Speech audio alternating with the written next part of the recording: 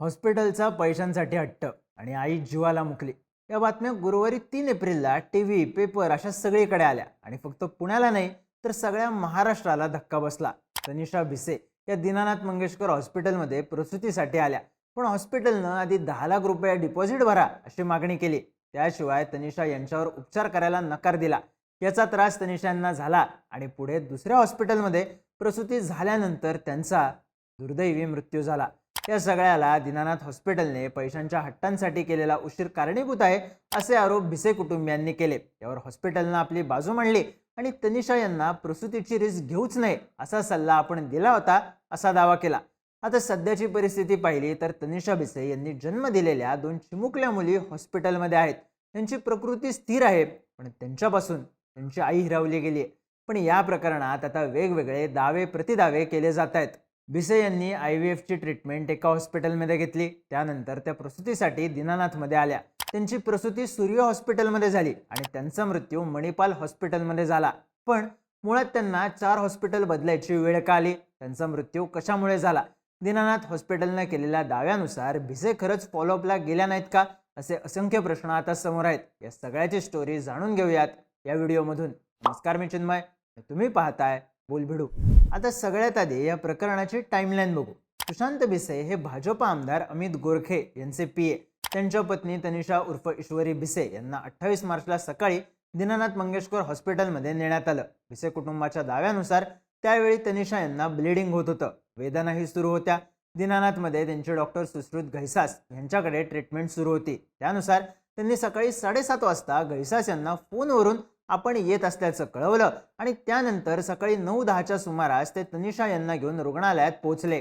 पण जेव्हा तनिषा यांना हॉस्पिटलमध्ये नेण्यात आलं तेव्हा त्यांना ॲडमिट व्हायला सांगितलं. पेशंटची प्रकृती नाजूक आहे, डिलिव्हरी झाल्यावर जुळ्या बाळांना काचेच्या पेटीत ठेवावं लागेल, त्याला 1.5-2 महिने लागतील असं सांगून NICU साठी प्रत्येकी एका बाळाचे 10 लाख असा 20 लाख रुपये खर्च येईल याची कल्पना दिली आणि 10 लाख रुपये ॲडव्हान्स भरायला सांगितला.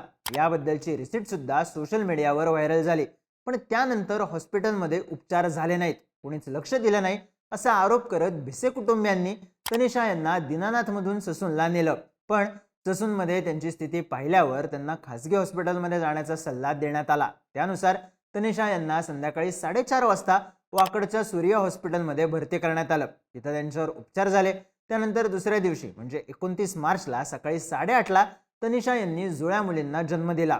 त्यानंतर प्रकृती खालावल्यानं त्यांना दुपारी 12:30ला मणिपाल हॉस्पिटलला हलवण्यात आलं. पण गुंतागुंता वाढल्यानं तनिषा यांचा 29 मार्चच्या दुपारी मृत्यू झाला. आता प्रसूती वेदना होत असताना तनिषा एकूण 3 हॉस्पिटलमध्ये गेल्या.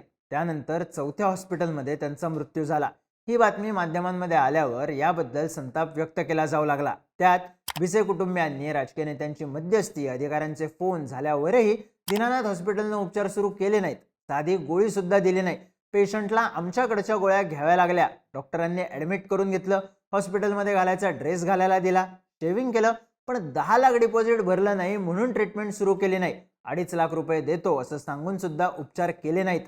पेशंटच्या समोरच पैशांची मागणी करत राहिले. त्यामुळे पेशंटचं BP वाढलं आणि प्रचंड त्रास पेशंटला झाला असा आरोप भिसे कुटुंबियांनी केल्यानं सामान्य लोकांचाही हॉस्पिटल विषयीचा संताप वाढला. हे प्रकरण माध्यमांमध्ये आल्यानंतर दीनानाथ मंगेशकर हॉस्पिटलनं एक अंतर्गत चौकशी समिती स्थापन करून याबद्दलचा एक अहवाल प्रसिद्ध केला. यात नमूद करण्यात आलं होतं, तनिषा भिसे 2020 पासून वेळोवेळी उपचार घेण्यासाठी हॉस्पिटलमध्ये येत होत्या. 2022 मध्ये 50% चॅरिटीचा लाभ घेऊन त्यांच्यावर हॉस्पिटलमध्ये शस्त्रक्रिया झाली होती. 2023 मध्ये भिसे दाम्पत्याला सुखरूप प्रसूती व गर्भधारणा शक्य नसल्यामुळे बाळ जन्माला घालण्याऐवजी बाळ दत्तक घेण्याचा सल्ला दिला होता.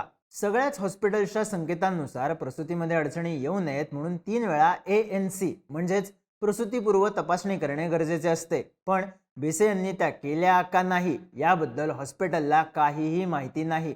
15 मार्चला भिसे या डॉक्टर घैसास यांना इंदिरा IVFचे रिपोर्ट्स घेऊन भेटल्या होत्या. या अतिशय जोखमीच्या प्रेग्नन्सीबद्दल डॉक्टर घैसास यांनी त्यांना कल्पना दिली. त्यांनी तपासणीसाठी दर 7 दिवसांनी येणं अपेक्षित होतं, पण त्या आल्या नाहीत. 28 मार्चला भिसे लेबर रूम किंवा इमर्जन्सी रूम मध्ये आल्या नाहीत, तर बाह्य रुग्ण विभागात सकाळी 11:30 वाजता आल्या. त्यानंतर त्यांच्या कुटुंबियांनी त्यांना परस्पर हॉस्पिटलच्या बाहेर नेलं. सूर्या हॉस्पिटलमध्ये त्यांनी आधीचं ऑपरेशन, कॅन्सर आणि इतर आजारांबद्दल माहिती लपवून ठेवली असं सगळं नमूद केलं होतं. महत्त्वाचं म्हणजे या अहवालात 3 निष्कर्ष काढण्यात आले होते. सदर रुग्णासाठी ट्विन प्रेग्नन्सी धोकादायक होती. माहितीचे रुग्णालय असून सुद्धा पहिले 6 महिने ANC चेकअप रुग्णालयात आल्या नाहीत. ॲडव्हान्स मागितल्याच्या रागातून सदर तक्रार केलेली दिसते. या अहवालानंतर आणखी एक प्रश्न निर्माण झाला, तो म्हणजे सूर्य हॉस्पिटलमध्ये तनिषा भिसे यांच्यासोबत नेमकं काय घडलं आणि त्यानंतर मणिपाल हॉस्पिटलमध्ये त्यांना का नेण्यात आलं. तर सूर्य हॉस्पिटलचे डॉक्टर दिनकर पासलकर म्हणाले, तनिषा यांना आधी मंगेशकर रुग्णालयात नेलं होतं, त्यानंतर त्यांना ससून आणि मग सूर्य हॉस्पिटलला आणलं गेलं. त्यावेळी त्यांना आम्ही सर्व वैद्यकीय सुविधा योग्य वेळी दिल्या.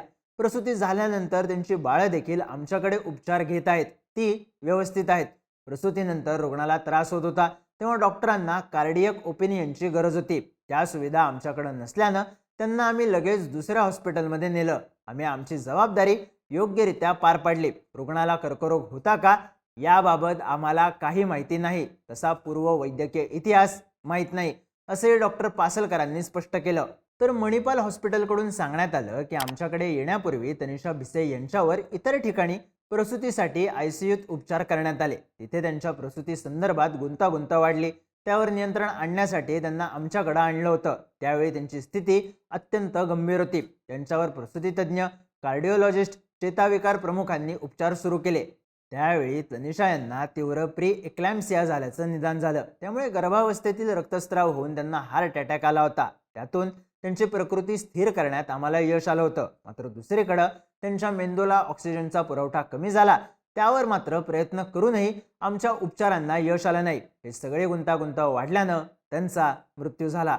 दीनानाथ हॉस्पिटलच्या अंतर्गत चौकशी समितीचा अहवाल पुढे आल्यानंतर तनिषा किंवा भिसे कुटुंबियांना दोषी ठरवणाऱ्या प्रतिक्रिया आणि प्रश्न समोर आले. तनिषा यांना गंभीर आजार झाला होता, तर गर्भधारणेसाठी हट्ट का करण्यात आला?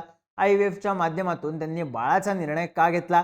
डॉक्टरांनी धोका आहे असं सांगितल्यावरही त्याकडे दुर्लक्ष का करण्यात आलं? हॉस्पिटलच्या अहवालात नमूद करण्यात आल्याप्रमाणे त्या 22 तारखेला चेकअपसाठी का गेल्या नाहीत? असे अनेक प्रश्न पुढे आले, ज्यावर भिसे कुटुंबियांनी माध्यमांशी बोलताना प्रतिक्रिया दिली. त्यांनी असा दावा केला की IVF ट्रीटमेंटसाठी डॉक्टर घैसास यांनी त्यांच्या पत्नी डॉक्टर मानसी घैसास यांच्याकडे उपचार घेण्यास सांगितलं होतं. मात्र आम्ही आमच्या सोयीनुसार विमाननगर भागातल्या इंदिरा IVF सेंटरमध्ये उपचार घेतले. त्याचाच राग डॉक्टर सुश्रुत घैसास यांना होता. त्यामुळे त्यांनी हॉस्पिटलमध्ये दाखल करून घेतलं नाही, तातडीनं उपचार केले नाहीत असा आरोप केलाय. जर IVF मधून धोका निर्माण होऊ शकतो तर मानसी घैसास यांच्याकडे ट्रीटमेंट करून घ्या असा सल्ला का दिला, असा प्रश्न भिसे कुटुंबियांनी माध्यमांशी बोलताना विचारलाय. दुसरा मुद्दा येतो हॉस्पिटलमध्ये 6 महिने ट्रीटमेंट घेतली नाही हा. मात्र 15 मार्चला तनिषा दीनानाथमध्ये गेल्या होत्या, तेव्हा केस पेपरवर तनिषा भिसे या इथे सातत्यानं उपचार घेत असल्याचं म्हणलंय. तसंच IVFची ट्रीटमेंट जरी दुसरीकडे घेत असले तरी त्याचे सर्व रिपोर्ट त्यांनी डॉक्टर घैसास यांना दाखवले होते असा दावा सुद्धा भिसे कुटुंबियांनी केलाय. तिसरा मुद्दा येतो तो फॉलोअपच्या तारखेचा. मंगेशकर हॉस्पिटलकडून सांगितल्याप्रमाणे 15 तारखेच्या तपासणीनंतर रुग्णानं 7 दिवसांनंतर म्हणजेच 22 मार्चला चेकअपसाठी येणं अपेक्षित होतं, मात्र ते आले नाहीत. याबाबत एक केस पेपर पुढे आलाय. त्यावर पुढच्या फॉलोअपसाठी 2 एप्रिलला या असं नमूद करण्यात आलंय. म्हणजेच 15 मार्चला आल्यावर डॉक्टरांनीच 2 एप्रिलला बोलवलं होतं. मग 22 तारखेला हॉस्पिटलमध्ये का जायचं होतं? फॉलोअपची तारीख 2 एप्रिल असताना 22 तारखेवरून दिशाभूल का केली जाते असा आरोप सुद्धा भिसे कुटुंबियांनी केलाय. चौथा मुद्दा येतो तो वेळेचा. भिसे यांना 28 मार्चला त्रास झाला आणि त्यांना मंगेशकर हॉस्पिटलमध्ये दाखल करण्यासाठी नेण्यात आलं. त्याबाबत हॉस्पिटलकडून पेशंट 11:30ला आल्याचं सांगितलं जातंय. तर नातेवाईकांनी आपण सकाळी 9ला तिथे पोहोचलो याबद्दलचे CCTV फुटेज सुद्धा चेक करू शकता असं म्हणलंय. हॉस्पिटलनं आपल्या अहवालात पेशंट डॉक्टरला कल्पना न देता निघून गेले आणि पेशंटला अंडर ऑब्झर्वेशन ठेवणार होतो असं नमूद केलंय. पण भिसे कुटुंबियांचा असा दावा आहे की हॉस्पिटलमध्ये पेशंटला बदलण्यासाठी कपडे देण्यात आले, शेविंग करून ऑपरेशनची तयारी केली. मग असं असताना 5 तास उपचार का झाले नाहीत? आम्ही पैसे भरतो असं सांगितलं होतं तरीही हॉस्पिटल अडून का राहिलं? पेशंटला खाली सोडायला सुद्धा कुणीच का आलं नाही? म्हणजेच पैसे भरले नाहीत म्हणून अशी वागणूक देण्यात आली. त्यामुळं अहवालावर आक्षेप घेत भिसे कुटुंबियांनी केलेले आरोप आता चर्चेचा विषय ठरलेत. एका बाजूला अंतर्गत चौकशीत पेशंटच्या कुटुंबियांची चूक झाली असा दावा करण्यात आला, तर दुसऱ्या बाजूला कोणतीही परिस्थिती असली तरी उपचार का दिले नाहीत ही हॉस्पिटलची चूक आहे असं सरकारच्या चौकशी समितीच्या अहवालात नमूद केल्याच्या चर्चा आहेत.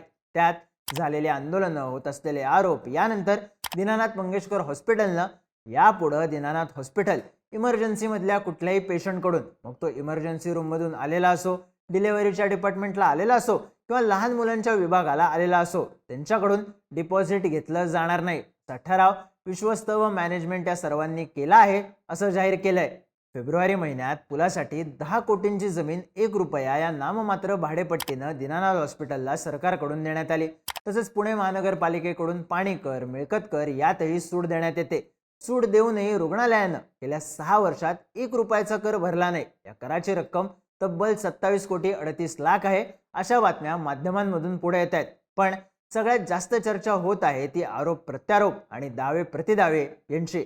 कारण ॲडव्हान्स मागितल्याच्या रागातून हे सगळं घडलं असा दावा हॉस्पिटल प्रशासनानं केला. तर डॉक्टर घैसास यांनी सुचवलेल्या डॉक्टरकडे IVF ट्रीटमेंट घेतली नाही या रागातून त्यांनी दुर्लक्ष केलं असा आरोप भिसे कुटुंबियांचा आहे. 6 महिने चेकअपसाठी आले नाहीत असा दावा, पण केस पेपरवर असलेली माहिती, 22 तारखेला न आल्याचा दावा आणि 2 एप्रिलची फॉलोअपची तारीख, या सगळ्या गोष्टी चर्चेत आल्यानं आता चौकशीमध्ये नेमकं काय पुढे येणार, हे सगळं कोणाच्या मिसमॅनेजमेंटमुळे घडलं का, याकडे सगळ्यांचंच लक्ष असेल. या सगळ्या घडामोडींबद्दलच्या तुमच्या प्रतिक्रिया कमेंट करून नक्की सांगा आणि माहितीपूर्ण व्हिडिओज पाहण्यासाठी बोलबिडूच्या YouTube चॅनलला सबस्क्राईब करायला विसरू नका.